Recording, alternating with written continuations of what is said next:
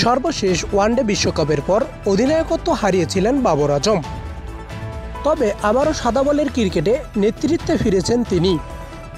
ঘরের মাঠে চলমান নিউজিল্যান্ডের বিপক্ষে সিরিজে অধিনায়ক হিসেবে নেমে রেকর্ড গড়েছেন বাবর। রোববার 21শে এপ্রিল রাওয়ালপিন্ডি ক্রিকেট স্টেডিয়ামে তৃতীয় ম্যাচে 29 বলে 37 রান করেন বাবর আজম। অধিনায়ক হিসেবে পাকিস্তানের জার্সিতে টি-20তে 2246 রান করেছেন তিনি, যা করতে পারেনি আর কোনো অধিনায়ক।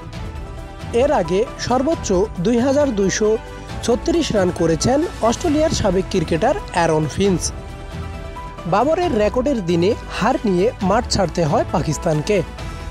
মার্ক চাকম্যান্টের বিস্ফোরক বোলিংয়ে পাকিস্তানকে 7 উইকেটে হারিয়েছে নিউজিল্যান্ড। এই জয়ে সিরিজের 1-1 সমতা এনেছে সফরকারী নিউজিল্যান্ড।